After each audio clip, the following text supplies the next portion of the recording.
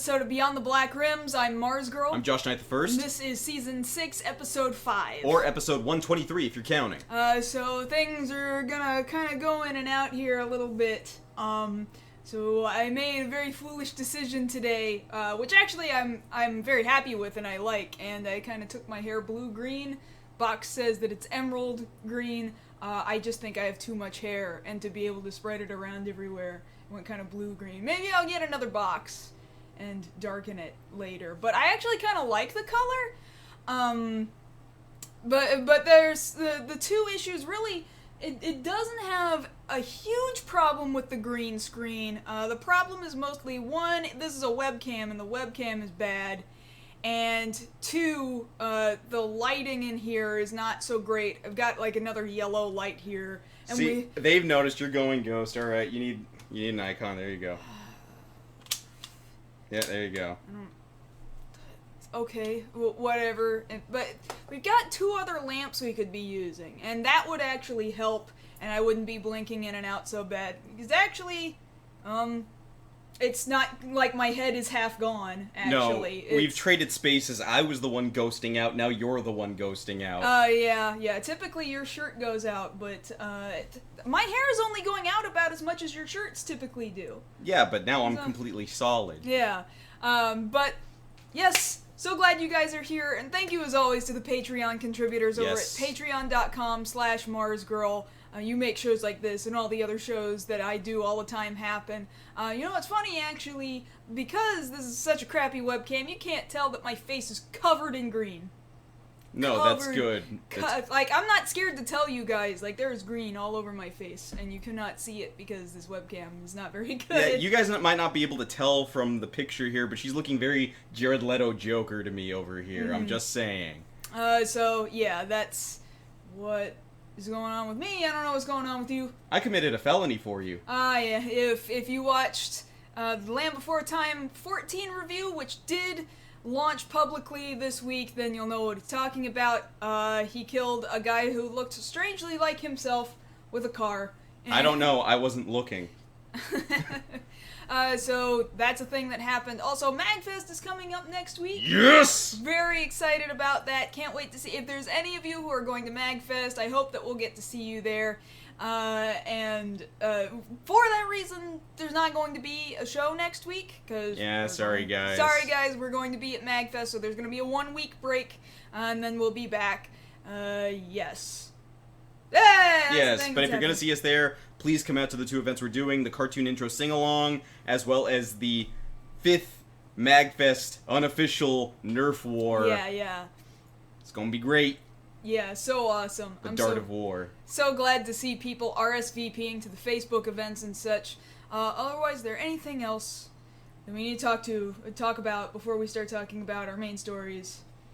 Well, you mentioned you got green on your face, but you actually you filmed something else with somebody earlier this week. I did, yeah. That put some stuff on your face. Yeah, which is how I ended up with red lipstick, because she just gave me red lipstick. Yeah, Cosmetic QT, who I've been editing videos for a little while now, she and I did some crossover videos. One to go on my channel and one to go on hers. Very inspired by the upcoming Captain America Civil War, which actually, it's going to be part of a thing we're talking about a little bit later, but she gave me a cosmetic look that looks very much like Iron Man, and she did one for herself that looks very much like Captain America, so we've got like warring... See, they know you're Iron Man. They know I'm Iron Man. Well, guess what? I've got my own costume, and I'm Iron Man. Yeah, if nobody knows what that old animated thing is from the first Iron Man movie. We're just a bunch of old fogies out here. I guess so. It's terrible. I guess in any case, that's a pretty good time, as good a time as any, to start talking about what our actual news stories are for the evening. Okay, so first off, like we kind of hinted at right there, our first story for the evening is going to be covering this weekend's superb Owl trailers that came out. We're going to be talking to you guys about several of those that came out. Things ranging from 10 Cloverfield Lane, Captain America Civil War, Independence Day Resurgence, and this Ninja Turtle sequel that kind of looks even better now. Possibly. Good and bad. Confirming some things. Yeah. And then after that, we're going to be talking about some slightly sadder news, also involving trailers, but this is involving GameTrailers, who closed their doors very shockingly suddenly, even to themselves, after 13 years on the job, and they'll be missed, and we'll talk about what exactly happened, and how exactly it changed and shaped how we look at video game promotion on the internet. Yes. And, of course, our last story, because we're going to be hitting this thing as hard as we possibly can for the next, however long it is, until March 25th. Not quite Justice League. Batman v Superman, Dawn of Justice released their final trailer earlier today, and we got some stuff to say about that. There's a surprising amount you can say about a 2 and change trailer. Yeah. But we got it. We got you covered. Yes! Right here, tonight, later on the show. Alright, so I guess that means we can move on to follow-ups before we go to those main stories? Yeah, we got a couple of follow-ups tonight. It's a little long. I'm not gonna lie. Alright, well, let's do that thing then. Well, let me get the first not quite Justice League thing out of the way. Fine. I have to pause for the photo. Okay, so the only interesting thing that I'm going to say that's not related to the trailer from today is that they did confirm that the movie will officially release in China the same exact day. Now, usually when movies are released overseas, there's a bit of a difference there. With a lot of Asian countries, China, Japan, what have you, they get it several months later. But here, WB is making sure to have this worldwide coverage that day, March 25th, everybody gets to see it the same day. Yes. So they're really trying to rack up those numbers to make sure everybody can see it. That's pretty, I have to admit, yeah, I'm impressed. That's not stupid. Yeah, that's the first not stupid thing I can say that they're doing. Asia, typically, like you said, they get these movies significantly later, and yet And they're on admittedly, you might have been tracking this through some other stories. China's movie industry is really, really burgeoning now. It's starting to get bigger and bigger, so they want to push these big-name tentpole movies over there. So that much makes sense. Now on to some really good WB news. We got our first look at filming from the crossover of Supergirl and The Flash. This is a picture you can see on Grant Gustin's Instagram of him and Melissa Benoist there on set. He's going to be filming there for a little over half a week, and then he'll be going back to film the rest of this current season of The Flash. That episode going to be airing the Monday right after Not Quite Justice League comes out. Very excited to see how that's going to work. In addition to that, if you guys were watching this past week's episode of Flash, which you can see now on the CW's website, we've at least got a partial confirmation of how that crossover is going to work. When Barry and all the other people from Star Labs were going through the speed cannon, we see a picture of Supergirl there floating through the ether or what have you. So that more or less confirms the idea that a lot of people had, that this is going to be happening in an alternate DC universe. Which makes me a little sad, actually. It does, but by that same token, it's like, well, we kind of figured that's what they were going to do, to still keep the property separate, but there's still a chance for I get that. cross-promotion. So long as this is happening at all, that's positive. You know, so they haven't completely ruled more things like this out down the road. In slightly not so sucky news for Gotham, we got our first picture of Dr. Hugo Strange there on set. We have a picture of him here. We do? Yes. Strange picture. Strange image. Strange image, yes. Image. Here you'll see B.D. Wong, who a lot of people know from Law & Order SVU and most recently in Jurassic World, as Hugo Strange, looking fairly close there, you know, in the picture comparison, you know. Now, your emphasis there made it sound like Dr. Hugo Strange was in Jurassic World. I just want to make it clear. Well, B.D. Wong was in Jurassic World. I know he was in your emphasis just sounded funny. That's all I'm saying. Yeah. Yes. So far, at least the look doesn't suck, but we'll see how he's written. He looks pretty alright, yeah. Yeah, pretty alright there. But we move on. Alright, moving on to a little bit of Marvel news. Like anybody was surprised, of course, Deadpool opens worldwide tomorrow.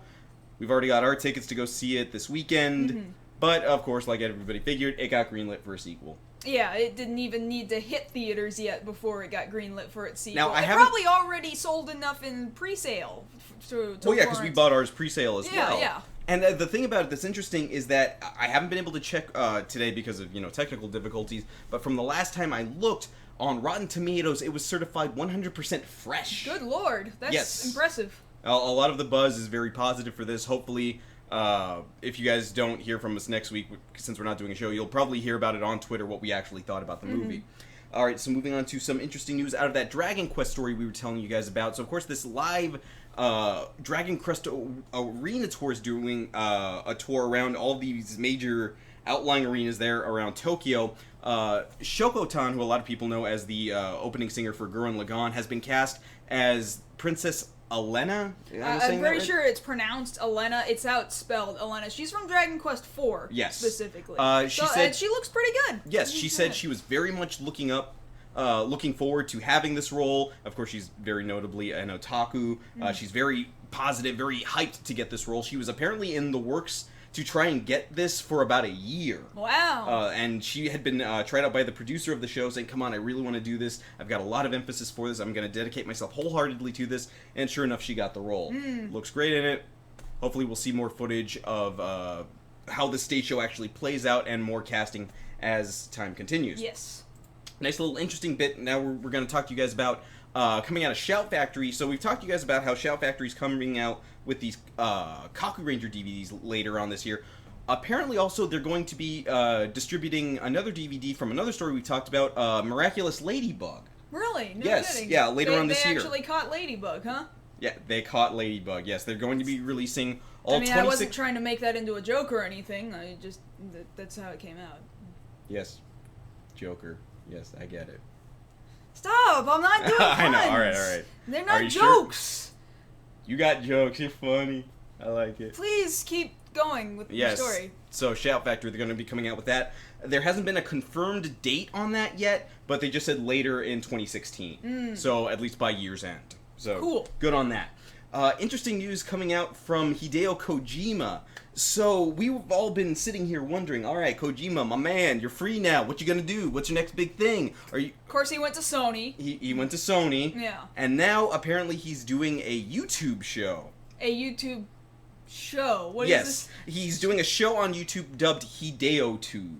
HideoTube. Yes, the first installment of which just came out today, which is a top 10 film list for the past year. So he's just being a YouTube reviewer. Maybe? I don't know. He's just starting out. He can do what he wants. He's like guaranteed viewers already. So, like I haven't watched this thing yet. Now I need to go and watch this it was just loaded today. Now. Well, you can't do it right now because we're in the middle of a show. Man, why do you do this to me? I didn't know. Why didn't you tell me this was a thing? You were the one looking over. Technical difficulties. I couldn't get all of this to you. I'm sorry.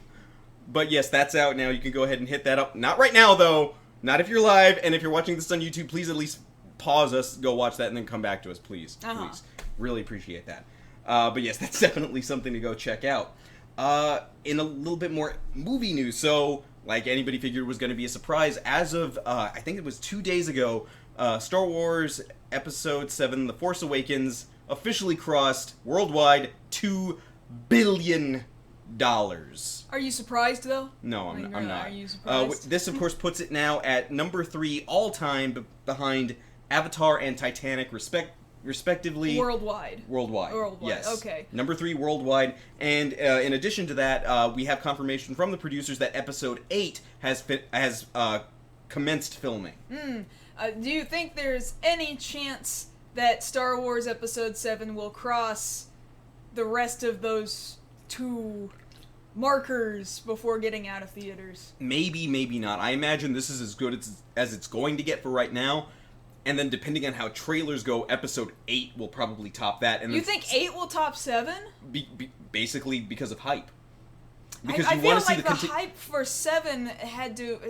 There's not going to be a hype bigger than 7 unless it's the hype for 9 because it's the last one. Then yeah, that would make more sense because that's where I was going in the logic. If 8 doesn't do it, 9 will do it. Yeah. Because that's going to be an event and no one will have an excuse. Yeah. So yes, we're gonna have more Star Wars. Yay! In the future.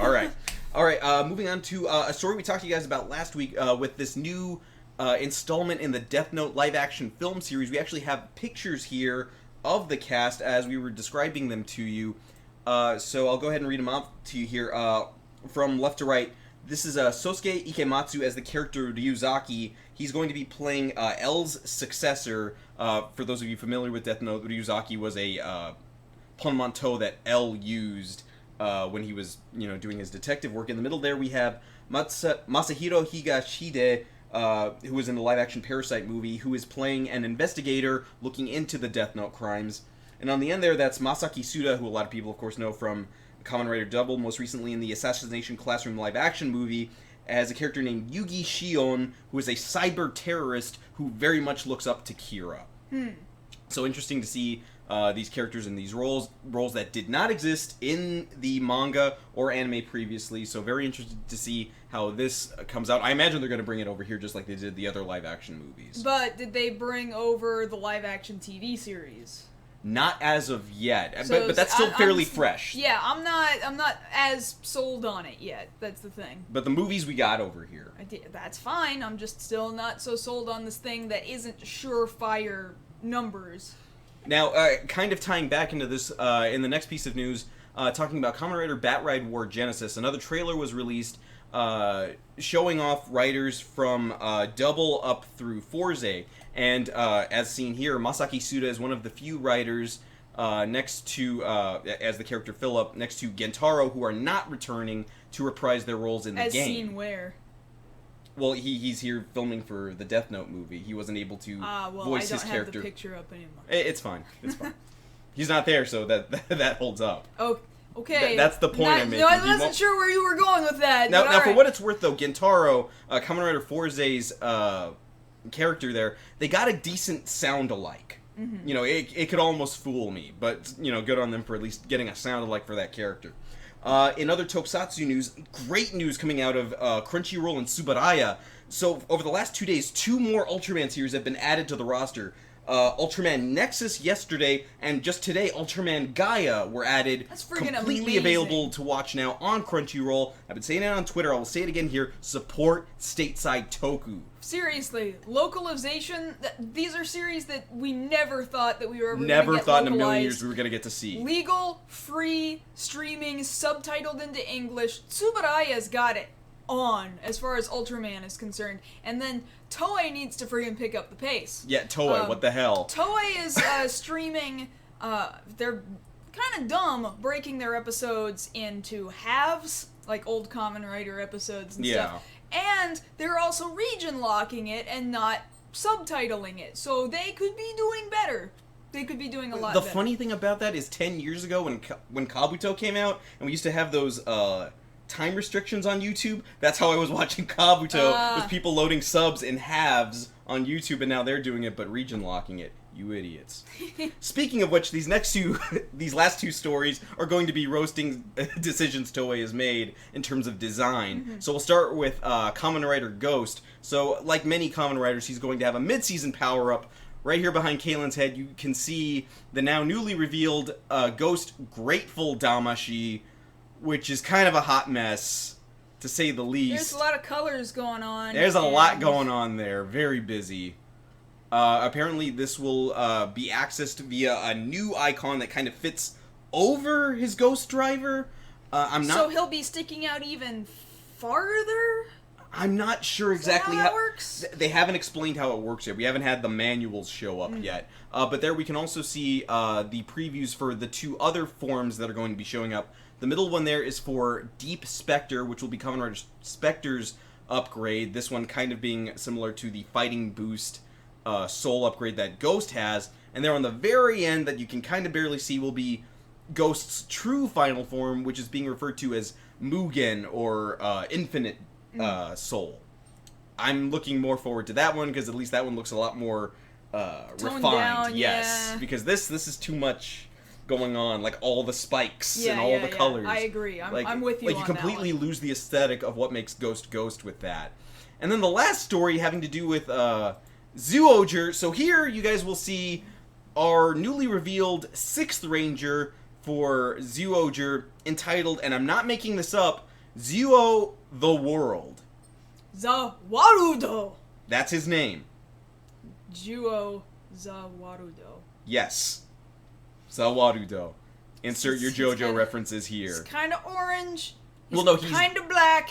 He's kind of gray. He's kind of silver. He's gray, silver, and gold. A combination of any color that a Sixth Ranger has been over the last couple of years. The preferential colors. And he's just all of them. He's just all of them. And you could have designed a character with those colors fairly decently if you tried, but then they were like, well, I can't decide which color should be the main color. Alright, well, show me what he looks like in swatches. And then they decided to leave the swatches. That's basically what that looks like to me. Now, to kind of put this into perspective here, the apparent gimmick that the Zoogers have is that they will be able to switch between animal forms, but with the basic 5, they will retain their color.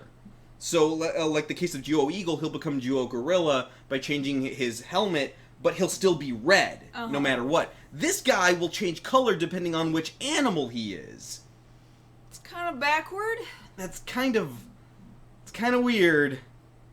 I don't I want that to sounds like it's gonna get confusing. Actually, it might get a little confusing because I want to like the design. Like if this was in black and white, I'd probably like it. But the fact that it's 3 colors mixed up, like. This isn't Kamen Rider Rose. Like, come on, guys, let's keep it together here. Come on. No, I'm Toy, not feeling why you it. do? Not feeling it. I want to feel it, but I don't know that I want to feel it. It's kind of. Please don't make me feel it. I'm not gonna feel it. We won't make you feel it. Let's move on to the actual show. All right. Well, what is our first story of the evening then? The Superb Owl trailers. So I managed to only grab one of the Superb Owl trailers. Oh right. So I need to actually play it. There you go. So this is a very brief teaser for Captain America Civil War, which of course debuted this weekend during the Super Bowl. Very much pushing this whole Team Captain America versus Team Iron Man.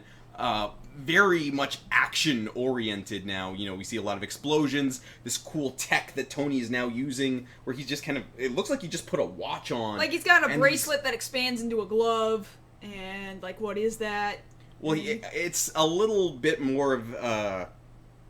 just pushing the boundaries of what his Iron Man armor can do, because apparently he's not, let's forget about everything that happened in Iron Man 3, which is actually a good thing, but let's forget he was afraid, and that's why he made more armors. He did it out of fear. Yeah. But very much, the tone of the movie showing these 2 superhero teams facing off against each other, or 2 halves of one superhero team there.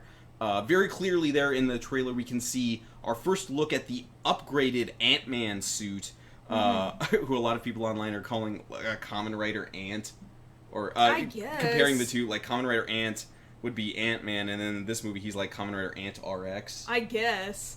I get jokes. I get jokes. We also have a very clear shot of both teams there, kind of hinting more that potentially War Machine might fall in battle. I don't know, because we might have mentioned this before. More like War Machine will become injured and cause additional reason why there is a split between 2 sets of people, I think. Yes. Not necessarily die, just not be okay. Well, because apparently, as I understand it, at least 5 death scenes were filmed for this movie, not all of them actually to be included in the film. So, they're doing that to throw off a lot of scoopers, like, hey, I got the scoop on who's actually dead. Oh, wait, this is just one of many. Yeah. So the one they filmed first is the first of many. I love that line. But very much looking forward to that when it comes out in May. As soon as pre-order tickets go up, I'm buying. Yeah, of course. I think we need to get ourselves a group together. Yeah, we'll get a group together. And we need to make sure everyone's on the same page. Midnight this thing. Or more like 8 p.m. the previous day this thing, because that's how these That's things actually more work convenient. now. It really is. Yeah. The only thing that's interesting, and I've had this conversation with a lot of people about it, is that how much these new trailers and promotions so much downplay the fact that there are any villains in this movie at all. Yeah. We don't see Crossbones at all. We haven't seen hide nor hair of Baron Zemo, and I'm over here like J. Jonah Jameson, give me pictures of Spider-Man! Seriously, yeah. Because at this point, he better not be, because somebody made this comparison, they better not do to, and I think it's fair enough to say this now, because enough time has passed, they better not do to Spider-Man what they did to Luke in Episode 7.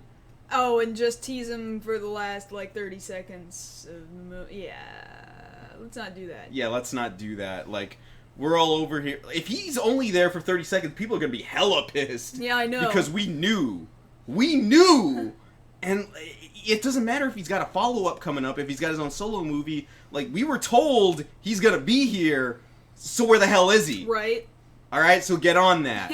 Stop playing with my emotions. Otherwise, I wish I had the trailers for the other trailers we're talking about. I'm gonna not have that going in the background when while we're talking about other stuff. Yeah. But what's another one of the trailers that showed up during the Super Bowl? We also had a look at, like we mentioned earlier, Teenage Mutant Ninja Turtles: Out of the Shadows. Brief 45 seconds there, showing us a lot of stuff to be confirmed. Like, this seems to be the Turtles movie that we wanted the first time. Seriously. Now, of course, there's unfortunately no getting rid of Megan Fox. Like, that's just not gonna happen. We just have to mulligan that. That's all we can do. I know. That's all we can do. So we have to kind of see it for what it is around the unfortunateness of Megan Fox being there. But otherwise, dang, we got Krang. Dang, we got Krang. We saw that also was not on purpose, but we saw it's the hair. It might be the hair. We saw in previous trailers and stuff portals that looked like they might have, led to, say, Dimension X or something. Potentially. Now we're pretty sure they're coming from Dimension X. Well, yeah, because that's where Krang comes from.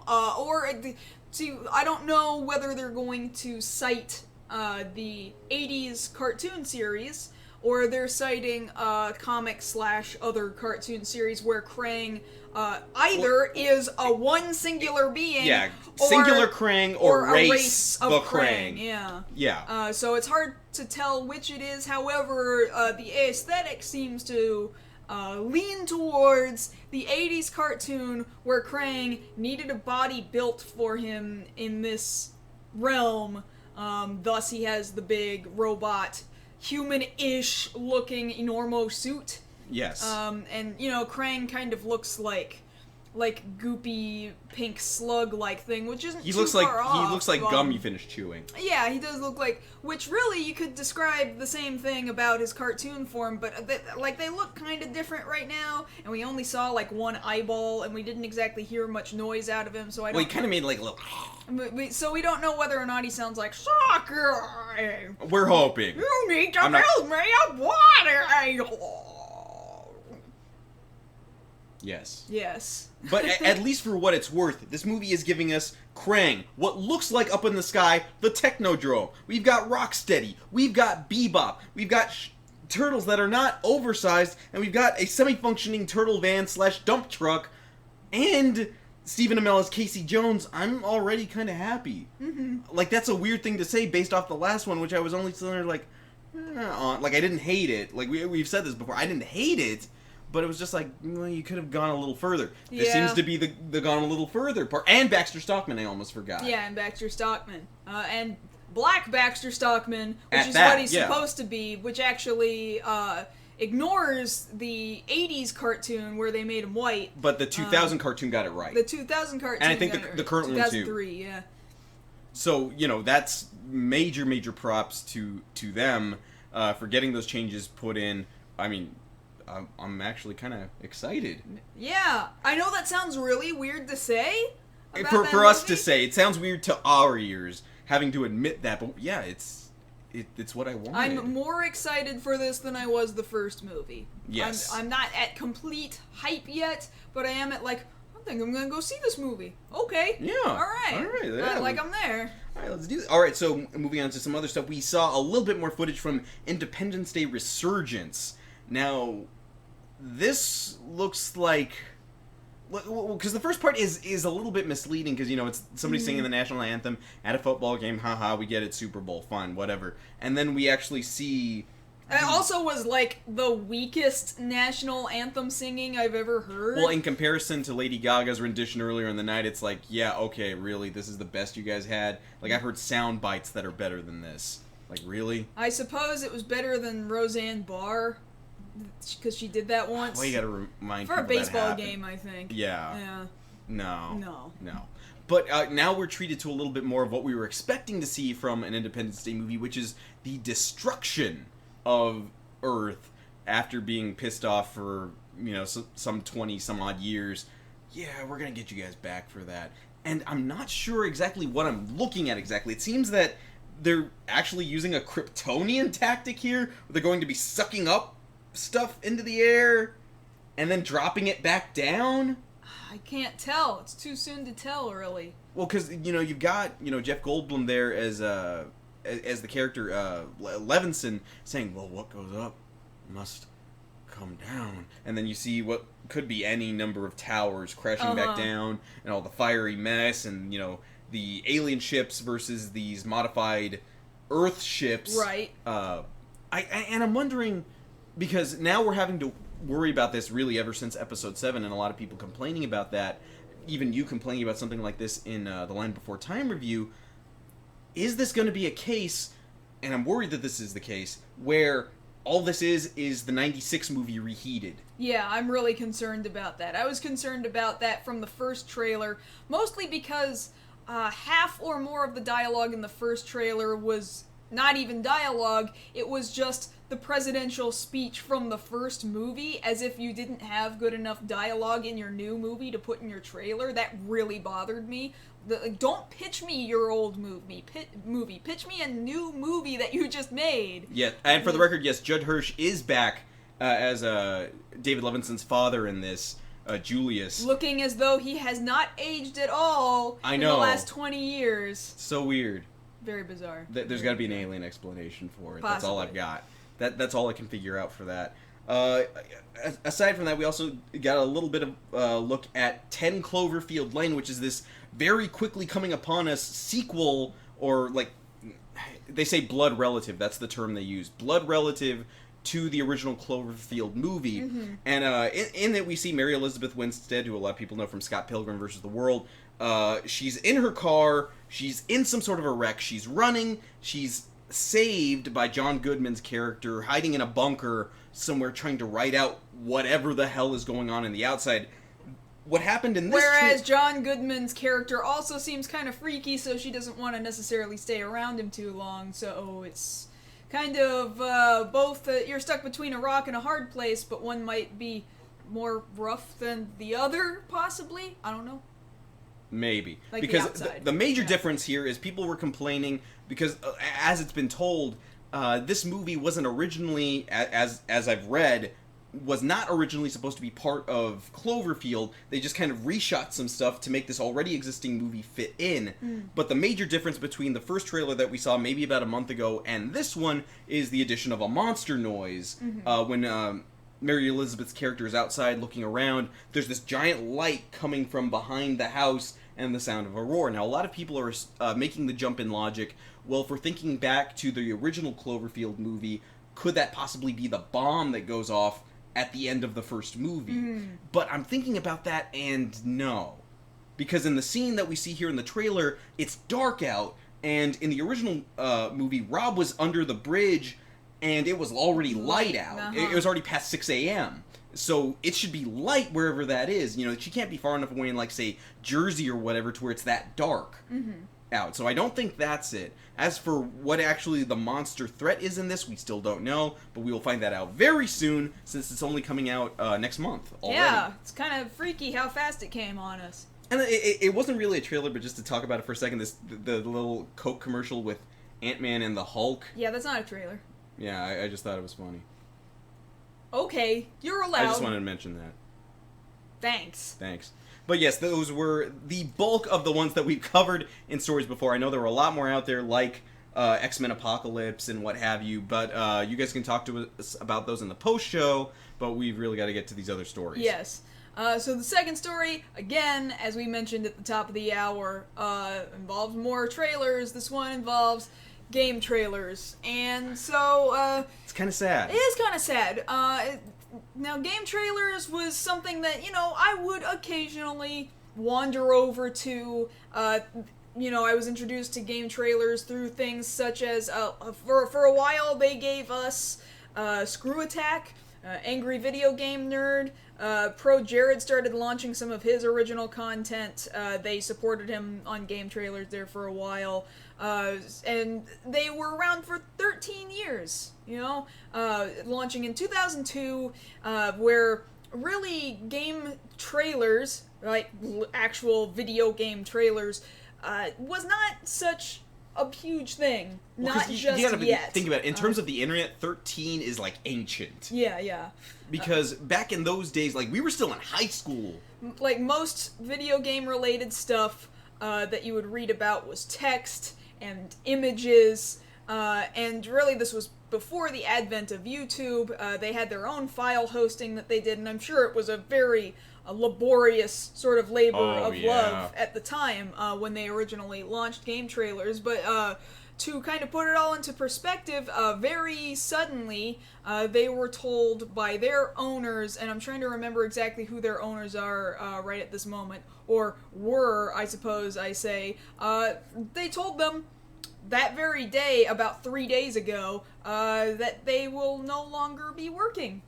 And that the company no longer wanted to basically put their finances or their interest into GameTrailers, and that day that they walked into work was their last day, and everyone was just insta-fired.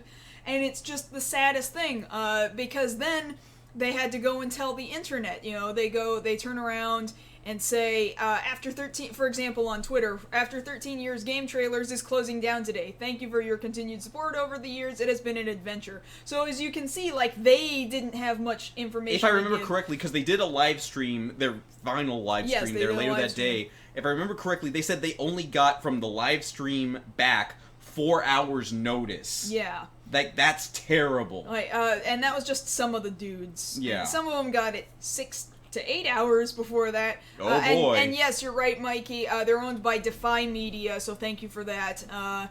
And there was very little elaboration upon that. For example, the founder, Brandon Jones, also tweeted, this was February 8th that all of this happened. Today's the last day of GameTrailers. I wish it wasn't so. I love all of our fans like family. Thank you for letting me do this job. And he was there on that live stream. And they streamed for an hour over on Twitch, on their Twitch channel. And they were streaming Grand Theft Auto 3, which they were so proud of because it was the very first game that they had ever captured footage for, which at the time, that in and of itself was a very long and arduous process that they had to nowhere near as easy as it is now. Convert to digital tape, and then, you know, capture that in live time onto your hard drive. Like, just the worst. Or then the associate editor at GameTrailers, Ben Moore, posted an update on some forums saying, "Hi everyone, Ben here. I just wanted to confirm that GameTrailers is shutting down officially today. Everyone is being let go. We all found out mere hours ago, so we're still reeling a bit. Sincerely, thank you all for the tremendous support." So, I know at some times, GameTrailers would give, you know, game reviews and stuff, and not everybody liked the way that GameTrailers gave their game ratings. I know tons of people who are like, "You're so biased, this, that, and the other thing, you're probably getting paid to do blah, blah, blah." But at the same time, you could not argue that they did not pave the way for so many other different kinds of video game related media and entertainment sites on the internet. From IGN to GameSpot and all of these other different really widely known sites. I would say that GameTrailers just launched this idea that you can produce all this video media related content. And you remember even as recently as this past E3, they did their own commentary, and theirs was the one that got passed around the most. Well, yeah, when they saw the debut of the footage for the Final Fantasy VII Remake, like, so many people that resonated with them because we were going through the same thing, like, "No, you didn't! No! And then they're all up on the chairs, and they're like, "No! My God, they did it! No! You monster!" And I'm like, "No, that's me! I feel that! I internalize that!" Mm-hmm.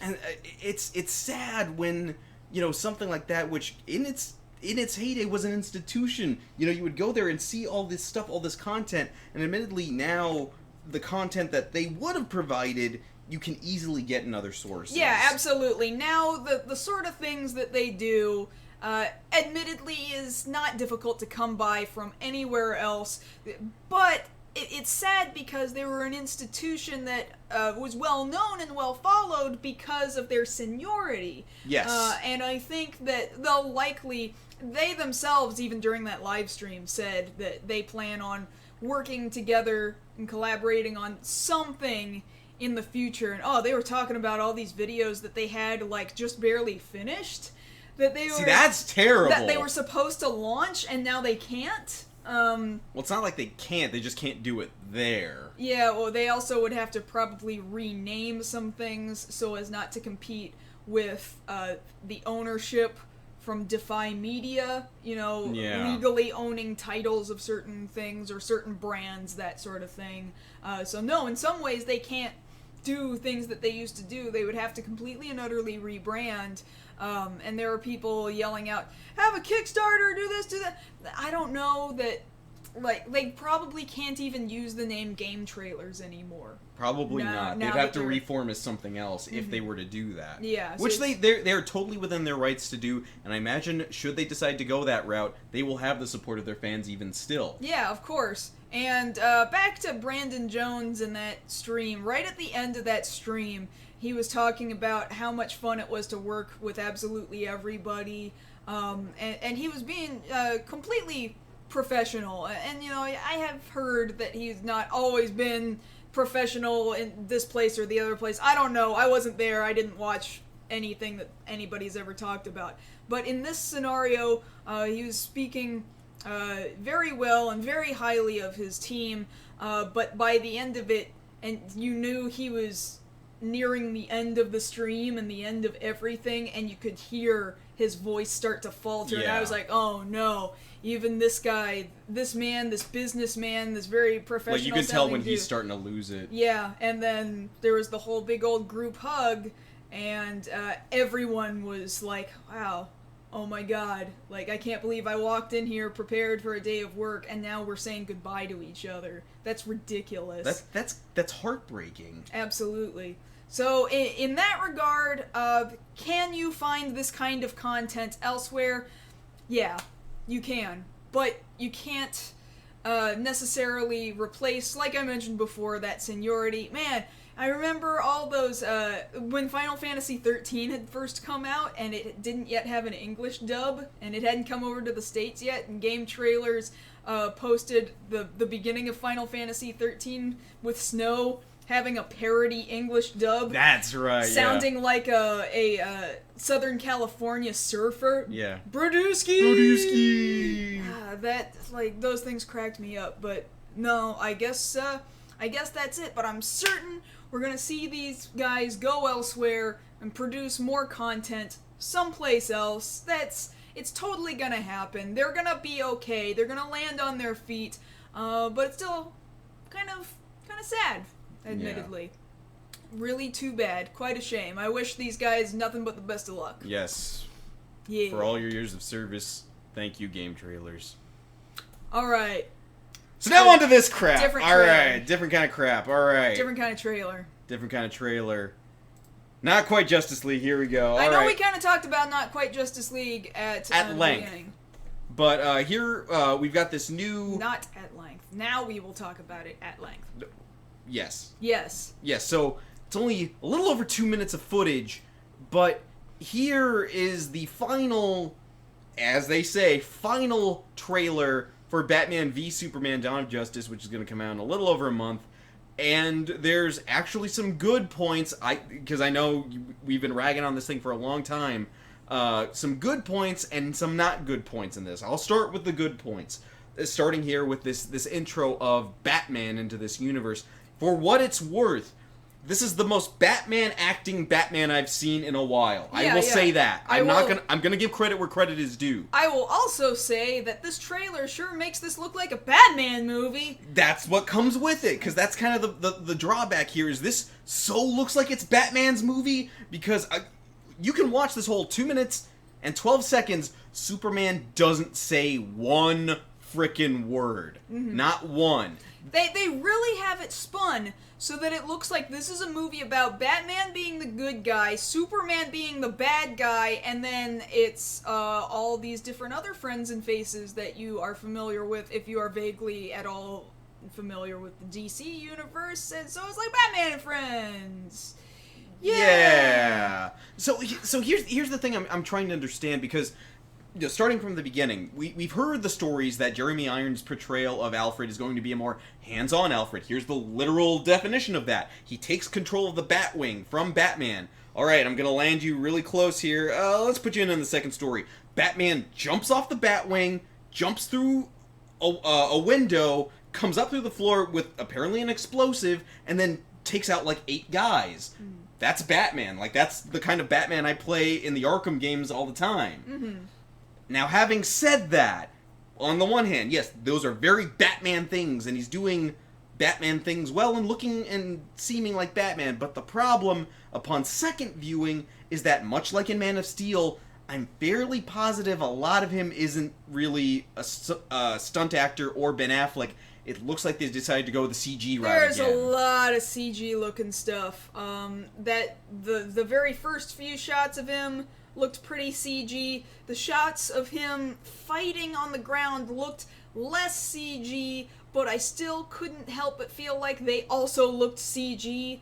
Like, certainly when he's jumping off the Batwing, that's CG. When he jumps through the window, that looks very CG. When he is doing stunt fighting, it looks like they do possibly have a stunt actor, but not all of it looks real, or a lot of it looks very CG enhanced, and I'm just kind of like, why? Why did that need to happen? Now, see, this is more of the problem we have because we had something like Christopher Nolan's Dark Knight trilogy come before this, is that we're used to seeing a Batman physically take on his opponents, and after the fiasco of the first movie, we'd like to be able to see him do that. Yes. And now, if we are going to see him do that, we are so bred now to see a man do this, because that's the whole point. Batman is Batman. He doesn't have any superpowers. He doesn't need the CG in this moment when he's supposed to be just physically fighting people. Yes. We don't need him to be CG. We need him to be real there. If Superman's going to use, freeze breath or his heat vision, then yeah, you need CG there. If Wonder Woman's going to come flying across the screen, fine, you can probably use CG, even though I prefer wire work. But that's the thing. You do see her do that in this trailer, and it is CG, and I hate it. It looks awful to me. I can't stand it. Now, for what it's worth, we have a little bit of the interaction, speaking of her, between Bruce and Diana, saying, "Oh, I've known women like you," and then her turning around to say, "Oh, well, you've never known a woman like me." It's like, okay, I get it. It's funny, because she's Wonder Woman. I get yeah. that. Now, the thing I'm worried about, because they say she plays a major part in this movie, I'm wondering if the amount that they've got her in there is just so much to be pure teaser for her movie, or if she's actually going to be front and center, like, hey, once Doomsday shows up, you two back off, let me handle this. Which I would actually prefer, because I'd be remiss to say that I want the movie to be good. It's just nothing they've shown me up until kind of sort of now has made me feel very positive about it. I feel positive about Jeremy Irons as Alfred. I feel positive about at least the depiction of what Batman is doing. I just don't like how it looks, if that makes any sense. I'm completely on page with you. Yes. And again, I like the depiction of the kind of character that Bruce Wayne appears to be after the events of Man of Steel. That is fine. I just feel like really the crux of it still is a really bad portrayal of Superman. Well, because the thing... and Lex Luthor, for that matter. Now, see, here's the thing I'm wondering about, because based off... Follow me on this for a second. If we had never seen Man of Steel before, if Man of Steel did not exist and we started from this trailer right here, did we ever need to see Man of Steel? I don't know, possibly not. Because the way this trailer is cut and the Maybe slants... it just would have been better had we not seen Man of Steel and just jumped straight to this, and then we would have missed all this extra BS. We still probably would have wondered, why did Superman allow himself to get into a fight that ended up destroying Metropolis, but otherwise I would have not seen all of this information about how terrible his Ma and Pa Kent are at being parents, or... Well, see, the thing about it is I'm starting to wonder if they shouldn't have started from here, because if all you could relegate Man of Steel to is a footnote, like just in a flashback mention, oh, well, I was fighting Zod and it went bad, we could have played that off so much, or they, I should say, they could have played that off so much easier. Mm-hmm. You know, have this moral discussion between Bruce and Clark about, you know, you were supposed to save lives. It's like, I didn't know what to do. I didn't have any other option. You know, I was backed into a corner, and have it be a real, like, you know what, yeah, if you had to make a judgment call, you had to make a judgment call from that standpoint. But when you put it in perspective with Man of Steel, where he had all this time to try and develop a conscience, and that's the decision he comes up with, then it doesn't add up. And yeah, I agree with you completely on that the depiction of Superman still doesn't seem very much like Superman. Yeah. He's still Clark Man to me. Mm-hmm. Like, I will call him Superman to not create confusion, but he's still Clark Man. I don't believe that he got that job at the Daily Planet. I don't believe that he's still trying to play around with the idea of, oh, well, what does it mean to be Superman? I don't believe that nobody else ever heard him being called Clark while he was dressed as Superman when Lois was standing there right in front of a police officer shouting, Clark! And he's standing there just as Superman in his own home out in Smallville, by the way. So they know exactly who he is. They know who he is. He fits the description. He looks like Clark Kent, because Clark Kent doesn't wear glasses at this point, and he's there at the Kent house. I'm still mad about that. Yeah, and the thing about it is, you know, we also see a little bit... I grew up in Kansas. Don't tell them that! Why would you tell them that?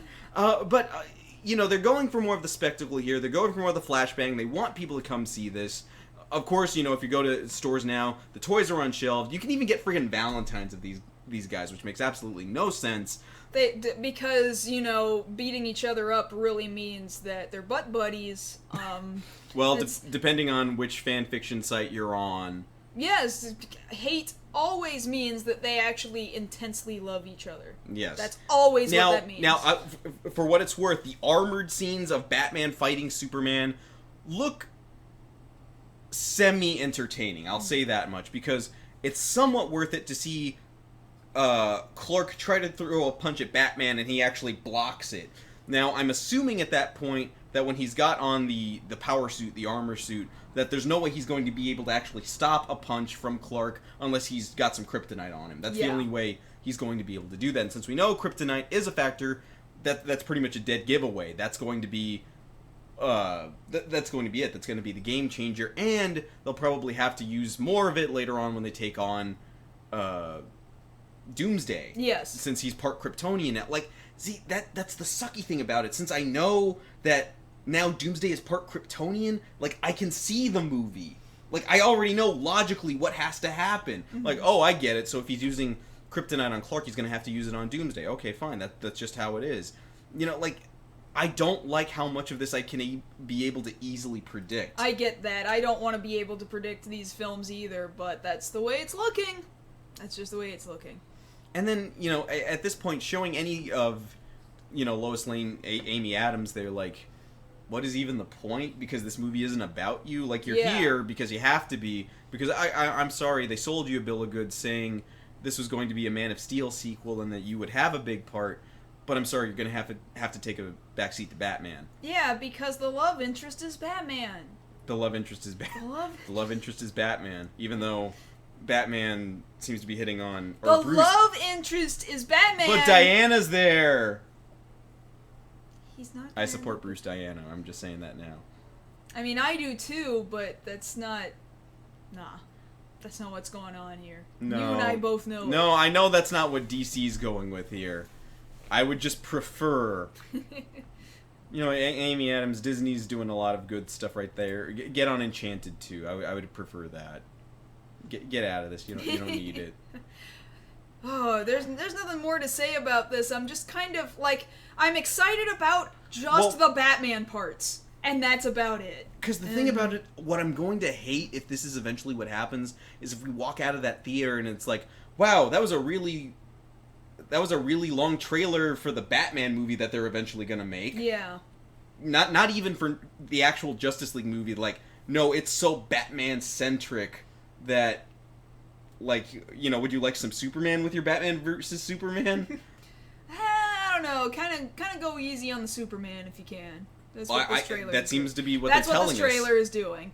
And I'm hoping that it's actually kind of misleading. I really hope that in some ways they have decided to mislead and they make us think we know everything, and really they throw me for a loop, and then suddenly they do something that I'm like, I'm gonna eat my shoe. And Yeah, because admittedly I read some of the supposed spoilers that are out. I want them to be true because that means that they did that they hid some stuff. I mean, technically they didn't if they're actually spoilers, but still that would mean that they took it in a different direction instead of what I can obviously see put before me, but that's kind of the problem. I don't think they've got any subtlety to them. No, I don't think so either, but I want them to prove me wrong. I really do. I want to be proven want wrong. them to... I grew up since as far back as I can remember, 3-4 years old, loving the character of Batman, you know, loving the character of Superman, and I don't want them to be crapped on. It's just like, you know, you go to an Italian restaurant, it's like, you know, I really like spaghetti. I'm going to order spaghetti, and I like spaghetti, but the spaghetti comes out to me and it's got crap on it. Yeah, well, that's somebody else's joke. I know. Who else's joke is that, Josh? What's you his know fa- this. I know. I'm blanking right now, but I totally agree with that sentiment. Is what I'm saying. All right. Don't okay. give me crap spaghetti. Just don't. All right, that's enough. Yeah, that's enough of that. Get him out of here. Yeah. But I guess that means that we're essentially at the end of our main part of the show. But if you're here with us live right now, I hope you're not going to go anywhere, because we're going to have some Q&A time with the rest of you 30 people who are in here right now. I'm glad to see all of you guys here this evening. If you're not here live with us right now and you're just watching us afterwards on YouTube, I hope in the future, although not next week because we won't be here next week, but in the future you'll come down and hang out with us and everybody over here in the chat room over at youtube.com/MarsGirls/live on Thursday nights at 9 p.m. Central. We love to see all of you guys there, and we love interacting with you guys. It's so much fun, and that's the only way you're gonna get the Q&A time with us if you're here, and if you're not here, then you can't. I'm sorry. Yeah. Yeah. But you can always talk to us during the week over on social media. Over on Twitter, I'm at Josh Knight First. And I'm at Mars Girl. That having been said, that's been tonight's episode of Beyond the Black Rims. We will see you guys again in 2 weeks. 2 weeks. Good night, everybody.